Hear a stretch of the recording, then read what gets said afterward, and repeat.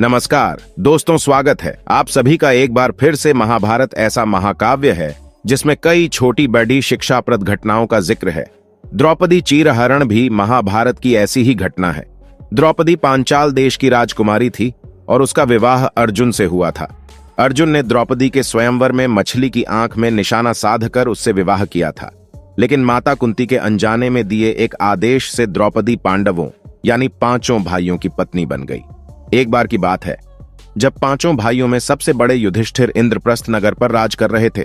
उस समय हस्तिनापुर का राजकुमार दुर्योधन था और पांचों पांडव उसके चचेरे भाई थे। दुर्योधन कौरवों में सबसे बड़ा था और अपने चचेरे भाइयों यानी पांडवों से जलता था। दुर्योधन सबसे ज्यादा अपने चालाक मामा शकुनी को मानता था। शकुनी ने दुर्योधन को सलाह दी कि वो पांडवों को जुआ खेलने के लिए आमंत्रित करे। पांडवों ने अपने भाई दुर्योधन का निमंत्रण स्वीकार कर लिया। उस सभा में भरत वंश के शासक धृतराष्ट्र, भीष्म पितामह, द्रोणाचार्य और महात्मा विदुर जैसे महान लोग भी उपस्थित थे। शकुनी मामा ने छल कपट से पांडवों को हराना शुरू किया। इस खेल में पांडव अपना राज्य हार गए। धर्मराज युधिष्ठिर ने स्वयं और अपने चारों भाइयों को भी दांव पर लगाया और हार गए। अंत में जब दांव पर लगाने के लिए उनके पास कुछ नहीं बचा तो उन्होंने अपनी पत्नी द्रौपदी को दांव पर लगा दिया। दुर्योधन तो जैसे इसी पल का इंतजार कर रहा था। शकुनी मामा की मदद से उसने जुए में द्रौपदी को भी जीत लिया। द्रौपदी को जीतने के बाद दुर्योधन ने अपने भाई दुशासन को आदेश दिया कि वो द्रौपदी को भरी सभा में बाल पकड़कर और घसीटते हुए लेकर आए। भाई से आज्ञा मिलते ही दुशासन द्रौपदी के कक्ष में गया और उसे सभा में चलने को कहा। रानी द्रौपदी बहुत ही स्वाभिमानी और पतिव्रता स्त्री थीं, इसलिए उन्होंने दुशासन के साथ चलने से मना कर दिया। दुशासन ने गुस्से में आकर द्रौपदी के बाल पकड़ लिए और उसे खींचते हुए भरी सभा में लाकर खड़ा कर दिया। दुर्योधन ने दुशासन को आज्ञा दी कि वो द्रौपदी को भरी सभा में निर्वस्त्र कर दे। दुशासन ने जैसे ही द्रौपदी के वस्त्र को हाथ लगाया, द्रौपदी ने श्री कृष्ण को मदद के लिए पुकारा। श्री कृष्ण अपने भक्तों को कभी नाराज नहीं करते। कृष्ण ने जब द्रौपदी की करुण पुकार सुनी तो उन्होंने द्रौपदी की साड़ी को बढ़ाना शुरू कर दिया। दुशासन द्रौपदी का चीर खींचता रहा, लेकिन वो जितना खींचता वस्त्र उतना बढ़ता जाता। अंत में दुशासन थक कर हार गया, किंतु द्रौपदी का वस्त्र हरण नहीं कर सका। ऐसा कहा जाता है महाभारत युद्ध के पीछे सबसे बड़ा कारण द्रौपदी चीरहरण ही था। महाभारत के दौरान कई ऐसी प्रतिज्ञाएं ली गईं जो युद्ध का कारण बनी, जिसमें लाखों योद्धा मारे गए। इन्हीं प्रतिज्ञा में से भीम ने द्रौपदी के बालों को खून से धोने का प्रण लिया था। क्या है इसकी सच्चाई, आइए जानते हैं। भीम ने क्यों ली द्रौपदी के बालों को खून से धोने की प्रतिज्ञा?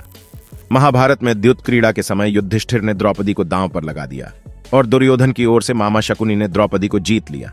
दुशासन द्रौपदी को बालों से पकड़कर घसीटते हुए सभा में ले आया। पांडव खेल के नियमों का पालन करते हुए मौन रहे, लेकिन प्रतिशोध की ज्वाला उनमें जल रही थी।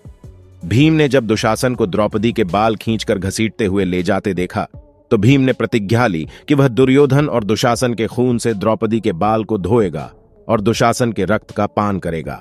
दुशासन का वध कर भीम ने पूरी की प्रतिज्ञा वस्त्रहरण के बाद अपने अपमान से आहत होकर द्रौपदी ने भीम से कहा था कि जब तक दुशासन की छाती का खून नहीं लाओगे तब तक मैं अपने बाल नहीं बांधूंगी। द्रौपदी ने 13 साल तक अपने बाल नहीं बांधे थे। कुरुक्षेत्र के युद्ध में भीम ने दुशासन की छाती फाड़कर रक्त पीने की सौगंध को पूरा किया। क्या भीम ने पिया दुशासन का खून? महाभारत के अनुसार युद्ध समाप्त होने के बाद पांडव जब धृतराष्ट्र व गांधारी से मिलने गए तब गांधारी ने भीम से पूछा, तुमने दुशासन का खून पिया? भीम बोले कि उन्होंने अपनी प्रतिज्ञा जरूर पूरी की, लेकिन दुशासन का खून मेरे दांतों से आगे नहीं गया। तो दोस्तों, अगर बात द्रौपदी की हो रही है तो ये जानना भी जरूरी है कि आखिर क्यों हुआ था। द्रौपदी का जन्म महाभारत की कथा के अनुसार ऐसा बताया जाता है कि जब द्रौपदी का जन्म नहीं हो पाया था तो उससे पहले द्रौपदी के पिता राजा द्रुपद और गुरु द्रोणाचार्य के बीच घनघोर दुश्मनी हुआ करते थे और इन दोनों के बीच में युद्ध भी हो चुका था, जिसमें द्रोणाचार्य ने अपने शिष्य अर्जुन से राजा द्रुपद को हार का सामना करवाया था। हालांकि बताया जाता है कि राजा द्रुपद और द्रोणाचार्य के बीच में ये युद्ध राज्य सीमा को लेकर हुआ था, जिसमें गुरु द्रोणाचार्य की तरफ से अर्जुन ने युद्ध करके राजा द्रुपद के आधे राज्य पर अपना कब्जा कर लिया था। अर्जुन से हारने के बाद राजा द्रुपद अपना अपमान सहन नहीं कर पाए और उन्होंने गुरु द्रोणाचार्य से बदला लेने के लिए एक यज्ञ किया। जिसकी अग्नि से राजा द्रुपद को धृष्टद्युम्न नाम का एक पुत्र तो प्राप्त हुआ ही, इसके साथ साथ उन्हें कमल नेत्रों जैसी एक सुंदर कन्या भी प्राप्त हुई, जिसका नाम द्रौपदी रखा गया। द्रौपदी के यज्ञ की अग्नि से प्रकट होने के बाद एक आकाशवाणी हुई, जिस दौरान यह बताया गया कि द्रौपदी का जन्म पूरे आर्यव्रत में धर्म की पुण्य स्थापना के लिए ही हुआ है। आखिर क्यों करना पड़ा द्रौपदी को 5 पुरुषों से विवाह? दोस्तों, ये तो हम सबको पता है कि महाभारत में द्रौपदी को 5 पुरुषों से विवाह करना पड़ा था, लेकिन आखिर ऐसा हुआ क्यों था? तो हम आपको बता दें कि जब राजा द्रुपद ने द्रौपदी के स्वयंवर का आयोजन किया, तो उसी समय की बात है कि 5 पांडव युधिष्ठिर, अर्जुन, भीम, नकुल और सहदेव सभी वनवास काट रहे थे। और जब 5 पांडव अपनी माता कुंती के लिए भोजन की तलाश कर रहे थे, तो उन्होंने देखा कि उनके सामने एक महल में एक सुंदर स्त्री यानी द्रौपदी का स्वयंवर हो रहा है। जब 5 पांडव इस स्वयंवर में गए, तो उनमें से अर्जुन ने स्वयंवर की शर्त को पूरा करके द्रौपदी को जीत लिया और अपने 4 भाइयों के साथ द्रौपदी को अपनी माता कुंती के पास ले गए। 5 पांडव द्रौपदी को जैसे अपनी माता कुंती के पास ले गए, तो उन्होंने माता कुंती से कहा कि हे मां, देखो आज हम आपके लिए क्या तोहफा लाए हैं। लेकिन माता कुंती ने बिना मुड़कर देखे अपने सभी पुत्रों से कह दिया कि तुम लोग जो भी लाए हो उसे आपस में बराबर बराबर बांट लो। जब सभी पांडव भाई ने यह बात सुनी, तो वह काफी हैरान हो गए, लेकिन उसके बाद उन सभी ने अपनी माता की इस आज्ञा को मानकर दिव्या द्रौपदी से विवाह कर लिया। क्या था द्रौपदी के पिछले जन्म का वरदान?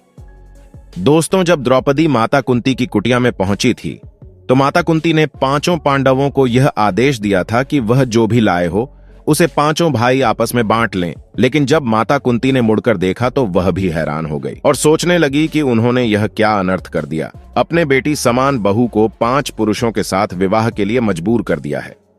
ऐसे में कुंती को दुखी देखते हुए श्री कृष्ण ने उन्हें समझाया कि ये सब तो द्रौपदी की पिछले जन्म की तपस्या का फल है। कहा जाता है कि द्रौपदी पिछले जन्म में एक साधु की बेटी थी और उनका विवाह नहीं हो पा रहा था। अपने विवाह के लिए द्रौपदी ने भगवान शिव की घोर तपस्या की थी और उनसे वरदान मांगा था कि उन्हें 5 गुणों वाला पति चाहिए। लेकिन 5 गुण किसी एक में मौजूद होना संभव नहीं है, जिसके चलते द्रौपदी को अगले जन्म में 5 पतियों का सुख प्राप्त हुआ। द्रौपदी ने क्यों दिया कुत्तों को खुले में संभोग करने का श्राप? दोस्तों, महाभारत में ऐसा बताया जाता है कि द्रौपदी जब 5 पांडव से विवाह करने के बाद अपने निवास स्थान आए थे, उन्होंने 5 पांडवों से यह कहा था कि वह एक समय में केवल एक पांडव के साथ ही निवास करेंगी और अगर कोई इस नियम को तोड़ेगा, उसे वनवास में रहकर कठोर ब्रह्मचर्य का पालन करना पड़ेगा। तभी एक बार की बात है कि युधिष्ठिर अपने कमरे में द्रौपदी के साथ संभोग कर रहे थे और उनके चप्पलें बाहर ही पड़ी हुई थीं। लेकिन कहीं से कुत्ता आया है और युधिष्ठिर की चप्पलों को उठाकर ले गया और उसी समय अर्जुन द्रौपदी के कमरे की तरफ आ रहे थे। जब अर्जुन ने कमरे के बाहर चप्पलें नहीं देखीं, तो उन्हें ऐसा लगा कि द्रौपदी के साथ कमरे में कोई भी नहीं है। वह कमरे के अंदर चले गए। अर्जुन ने अंदर जाते हुए देखा कि द्रौपदी और युधिष्ठिर दोनों आनंद में खोए हुए थे। जब उन दोनों ने भी अर्जुन को देखा, तो इस तरह अर्जुन द्रौपदी के नियमों को तोड़ चुके थे और सजा के मुताबिक अर्जुन को वनवास काटना पड़ा था।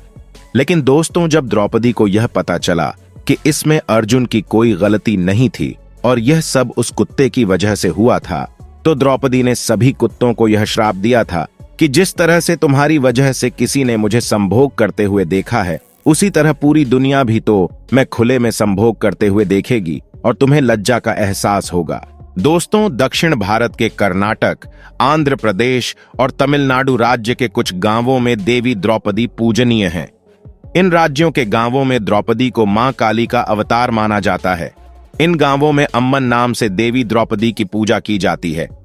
यहां देवी द्रौपदी के 400 से अधिक मंदिर है। तो दोस्तों, आज के लिए बस इतना ही। जानकारी पसंद आई तो वीडियो को लाइक करें, शेयर करें और चैनल को सब्सक्राइब करें। धन्यवाद।